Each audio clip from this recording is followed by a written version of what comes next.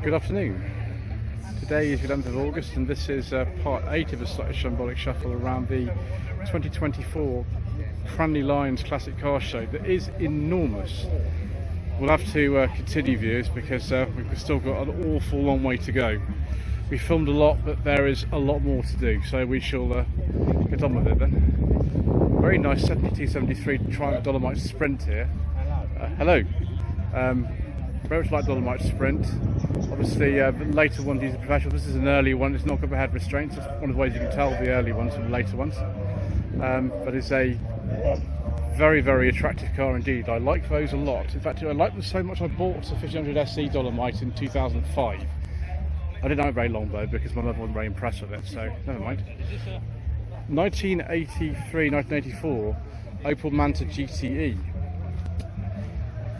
Saw the hatchback one over there, and this is the notchback one. They made both. Bedford CF 1970-1971, and then we have a lovely Alvis. I think this is a TF21 by this stage. Alvis stopped selling cars in '67. This is '66, so one of the very last of them. It's a shame because Alvis made some lovely cars, but it didn't make any sense to continue making passenger cars, and so they went over to making military vehicles only. Now viewers, is this a real Ferrari? I don't know. I'm not sure. If it is, it'll be worth an awful lot of money. It might not be, but it could be. 63 plate on that. 996 Porsche 911. Be a pre-facelift on that. And then we've got a Mark III Cortina, powered apparently by Duracell, but not really.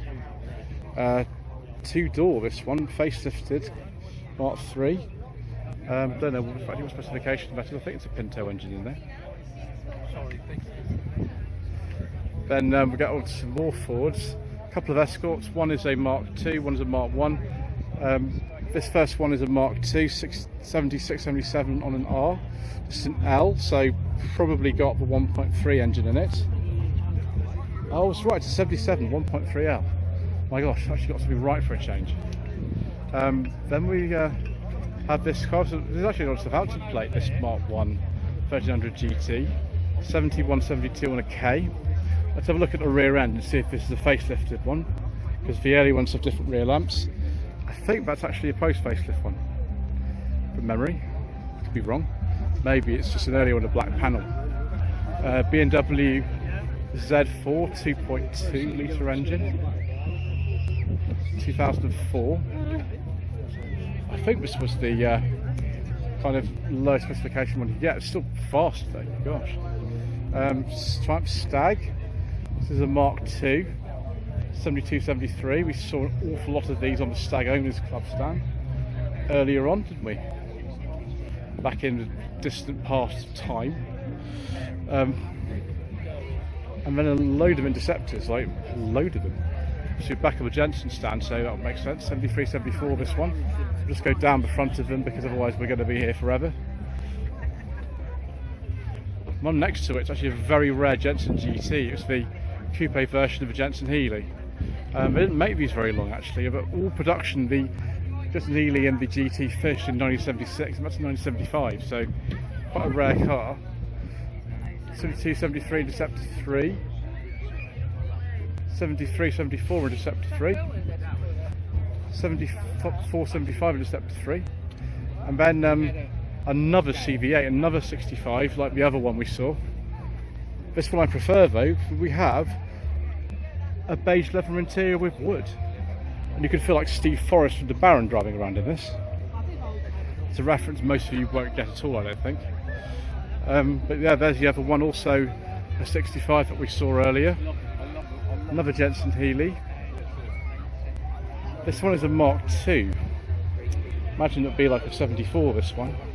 I don't know what the difference between the Mark I and Mark II. I'm not that well educated, I'm afraid. This one, another Interceptor 374, and then a Mark I Interceptor, 73. Or is it for sale, or is this just the exchange before they sold it?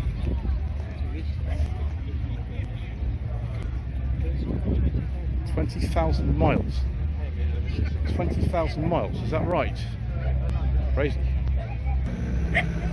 We've got a very early Hillman and Imp here. This is from the first year of production. This is in 1963. One I drove was a 72, so much later than this, but same basic design all the way through till 76. I think we made the last ones. That is that's very nice indeed. And this presumably is sort of some imp-based kit car fights. They're quite nice to drive. Well, I didn't think that much of the brakes or the gearbox when I drove one of the Great British Car Journey in 2023.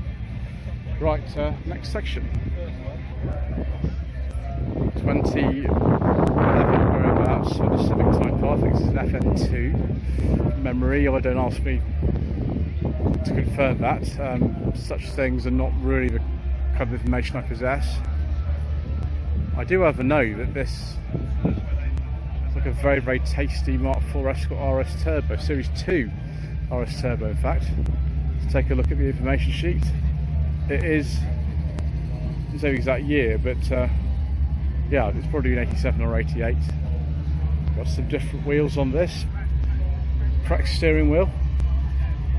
Imagine this produces a bit more than the 130 or so horsepower originally that they made. And then we've got an Escort Mark IV Capri as well for good measure. XR3i model. 1989 to 90. Then a Mark II Mondeo ST24. Because why not? ST200 this one is. This is limited. 24 years of ownership. Superb.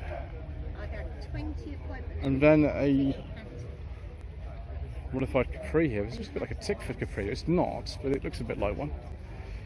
It's a piece of 83, 84.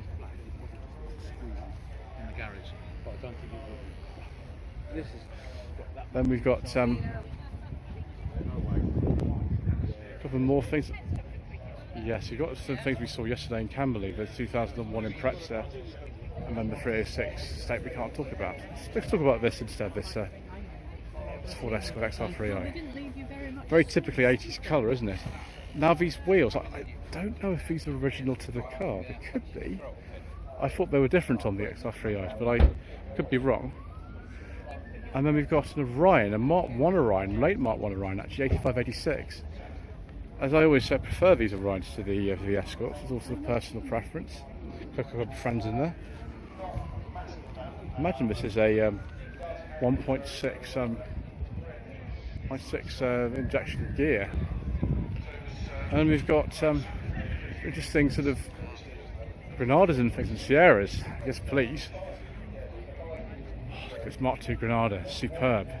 2.8 GL, 1984. Production of these finished around, I think it was like March 85. Apart from the estates, we continued a bit later. They wait for the Mark III Granada, which came out, I think February 85, I think it was. And we've got a nice Sierra here as well. 889. This one's an automatic. Is this like a 2 litre or something, or is it maybe a 2.8, 2.9? I don't know. It looks like a GLS. Could be wrong though. Just driven a Sierra for the channel, but it hasn't appeared on. Hasn't appeared publicly yet because I've got loads of other cars in the queue to put up first. But at some point you'll see the review of the Sierra. It was a 87.6 LX. Another Granada here. I'm not quite sure the specification of that one. But that's an 83, 84 plate. Mark I Granada. 3 to GL. I think some of these we've probably seen before in various videos, because Mark I and II Granadas are very nice cars indeed. I like them very much. Free facelift Mark II, this one. 78, 79 on a T.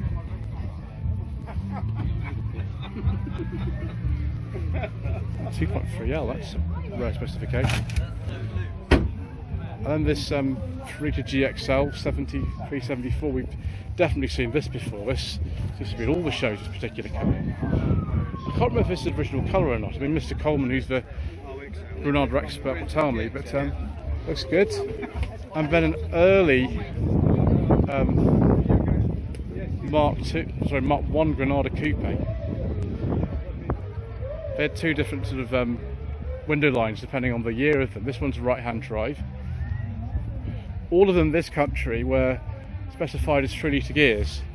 Obviously this is from somewhere else because it's got a different window line, the Coke bottle one, and also it's an XL, so that's to be imported from somewhere else. 84-85 Granada 2.8 injection gear X. Yes please. Not so sure about this fact it's got a pre-faced front end and it's got the roof painted a different colour, but nevertheless that'll be a good fun car. The manuals are even better, but most of them with a 2.8 were automatic like this one.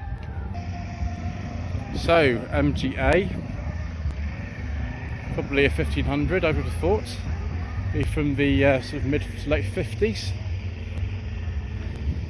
MGB in a very similar colour, 1969 to 70. And then some enormous big Cadillac from, well, I don't know exactly when. It's painted and not wrapped. Wow, it's very impressive, isn't it? I'm not sure it's my sort of thing exactly, dears, but it's nice nevertheless. Another MGA from about the same era as the other one, in the same colour, I think. Ford Gran Torino, so Starsky and Hutch shaped Gran Torino. Obviously not a red car with a white stripe, black one. 75-76. Mark II Jaguar with some interesting wheels, dark green with the beige leather interior and wood. Superb. Like to see. That is a 2.4 litres of the smallest engine one. And an Lexus LS 400, I think this is. This will be about 2001, 2002. Oh no, sorry, I thought it was a 51. It's actually a 97, 98. I do apologise. I thought it was a 51 plate. Rubbish. Okay. 1973-74 MGB Roadster. Faint blaze red. And then a very rare car, a Buick Reatta. These were not common when they were new, even in America. This one was imported probably in 2018 because of registration sequence. Yes, I'm that sort of person, I know. It's an 89. Gosh, these are such rare cars, these Reattas, with these sort of solitaire instruments and things. I think if I've ever seen one before in the show, it's clearly this one. I've only got to see another one. That's amazing. Right, Range Rover Classic 4-door. Be from some point in the mid 80s. It's sort of bits of different car. That's weird. Then Series 2 Jaguar XJ6 4.2 with the twin fuel tanks in dark green with a beige leather interior and wood. I can smell it from here. I do like a nice beige leather interior view, particularly when attached to a car that's dark green. A real sucker for things like that. Sunbeam Stiletto, not Sunbeam Imp. Sunbeam Stiletto. You can see from down there.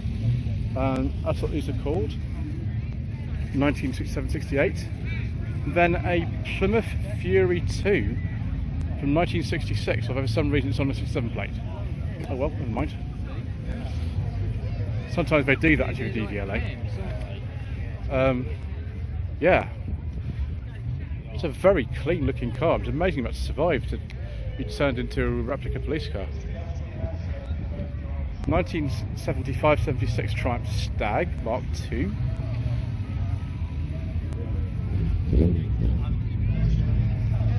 And then I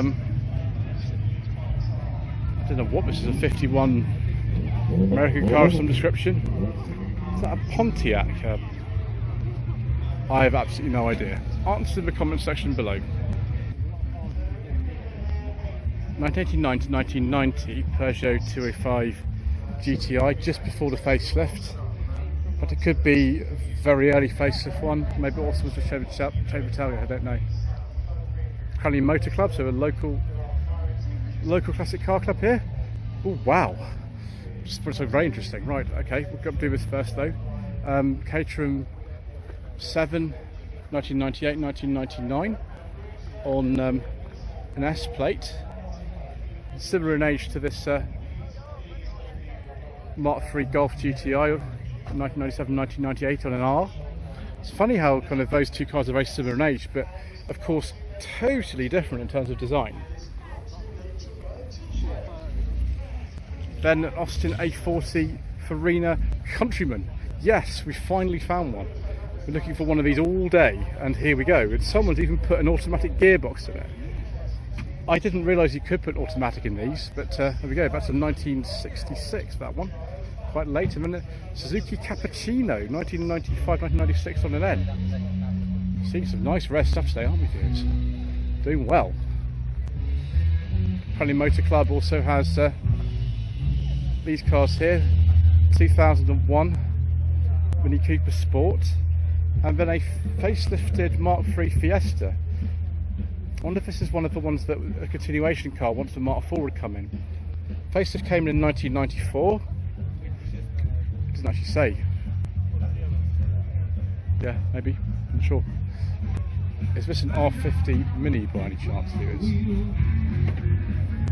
Yes, it is. It's been modified to produce a bit more power than the normal Tritec engine would produce. I think we're going to go this way actually first. 1973, 1974 Chevy Nova.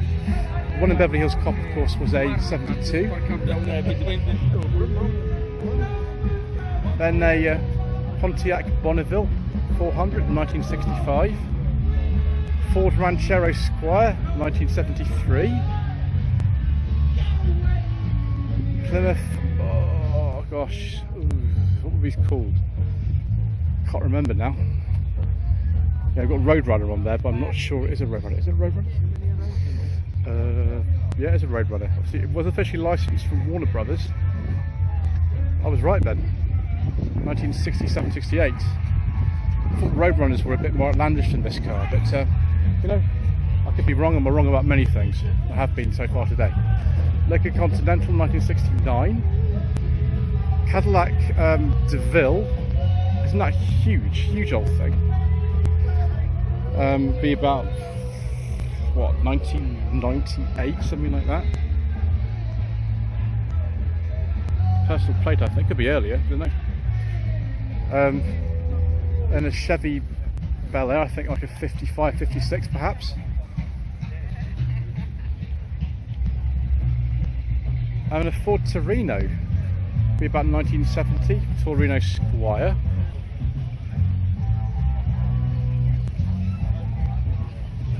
Then, is this an Oldsmobile or something? Yes, it is an Oldsmobile.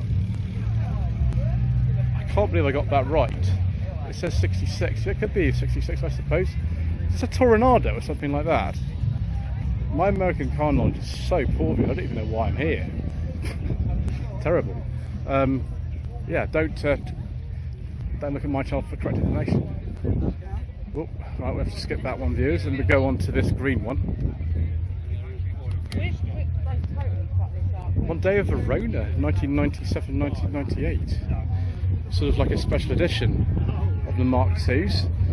Different two Mark IIs on my channel actually. One was a 2-litre Gear X, one was a 2-litre GLX.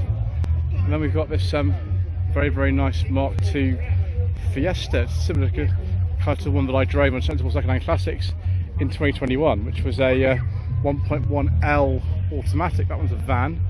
I'm going to skip that Escort because I think we might have the wrong engine in there. We can't talk about that.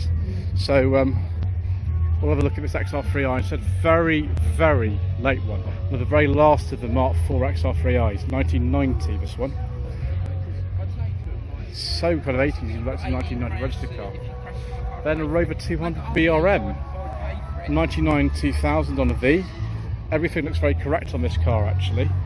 They're a lot more popular now than they used to be when they were current. They just couldn't give them away. They outlasted the That's for 200 range. Then a 82-83 Fiesta XR2. Isn't that nice with the pepper pots? Having recently driven a Mark 1 Fiesta on my channel, which is a 1.3 gear, I have a soft spot for these, although I wish the brakes were a bit better. The brakes on that gear model were terrible. Then a Mark 2 Escort 2-door. It's been dressed up for some rally specification. RS 2000, fantastic. Right, Viz, before this phone overheats, you better keep going. Yep, that Escort. Can we discuss this Mini here, or does it have a front engine? No, we looked at that. Right, yeah, next row.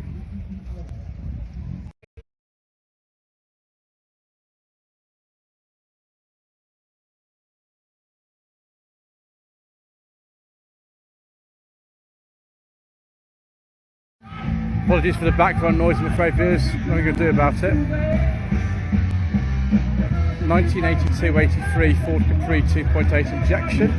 This is maybe a special because it's got the Type 9 5-speed in it. The one I drove was a 4-speed back in 2020. The Westfield SEIW ZK body, whatever that is. Key plates. 1964 Ford Anglia 105E, although it's got a Z-Tech R engine, I think that is in there now. Be a bit more powerful than the original Kent engine. And some more Capri action. Yes, 2.8 injection by Turbo Technics. And next to it, a car we saw yesterday in Camberley. This is, I think, a 3-litre gear or something like that, this one. From 79, that one is sort of 85-86. Appropriately the Surrey Capri Club are here. 85-86 Capri Laser, probably a 2-litre, most of them were. We could also get a 1.6. Get a 2-litre. G2S 82-83. Again, I think we saw this yesterday as well, didn't we? A lot of the cars from Camberley do go to this event as well. And then 87-88 Capri Brooklands, although production finished in December 86. 1983-84 Ford Capri. This one looks like maybe a 1.6 LS, something like that. Yes, I was right, it is a 1.6 LS. I surprise myself sometimes, it is. You've seen the other one before this one. I don't know where. Probably a 2.8 injection of some kind. 85-86. And then another 280 Brooklands. Because why not? Such valuable cars now, and nobody really wanted them at the time they were made. Much rather have a Sierra RS Cosworth or RS Turbo Escort or something like that. Very, very old MG here, probably late 20s perhaps. I'm in a Daimler Data SP250 from early 60s that'll be. I wonder if that's part of the Motley Crue stand that are here and have produced this bonkers supercharged V8 van, which I think started off life as like a commercial version of the Ford Anglia and things. Oh no, sorry, Morris 8 back in the late 40s. It's not one now, is it? Look at the size of this thing.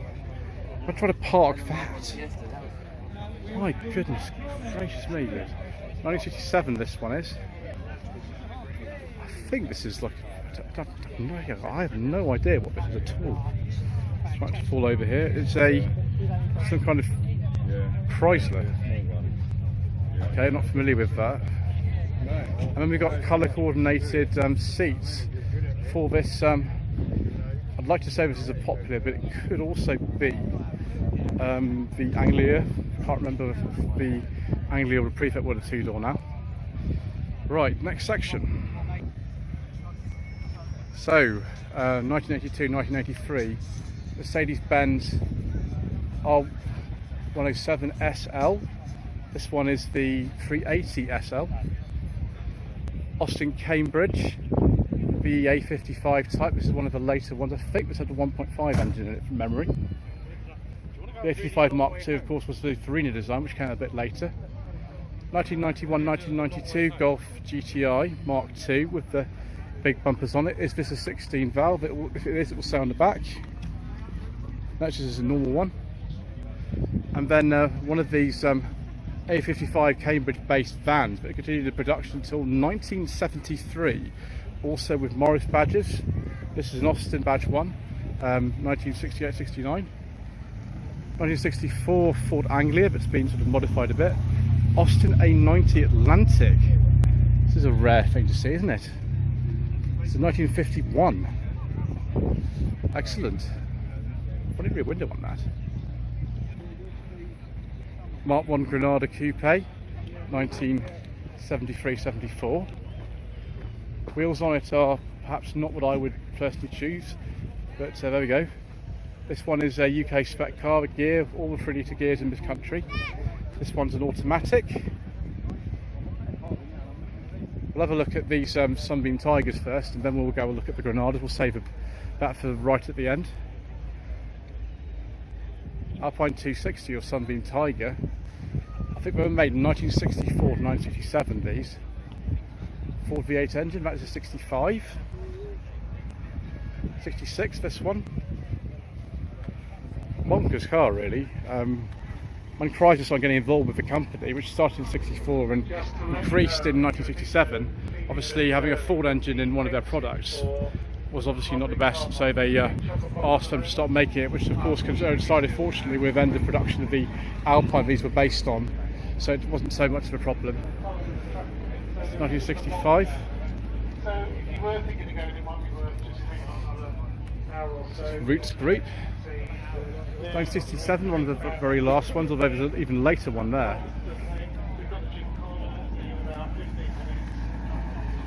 Superb. And then 67, 68.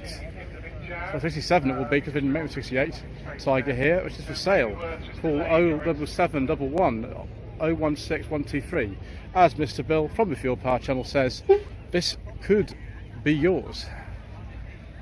So we got a very late one, we got a very early one right next to together. This is a 64, so one of the first of them, and this one's actually left-hand drive. I wonder if this is a prototype or something. Have a look, shall we? ADU, so Coventry plate, could be. Oh hello, there's a very scary friend there. Scary. I was right, a development car. Right away routes Jensen Motors development vehicles. Crazy. Crazy, wow. I was right. 67 with the scary friend on the front, and another 67 as well to finish us off. Sun's gone in a bit, so it's a little bit cooler for the final bit of this filming. And then now we need some Mark II Granada action to finish us off, because why not, viewers?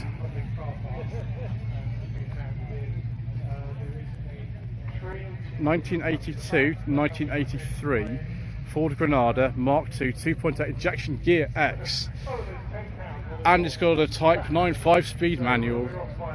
Chatsworth interior, grey Chatsworth interior on this.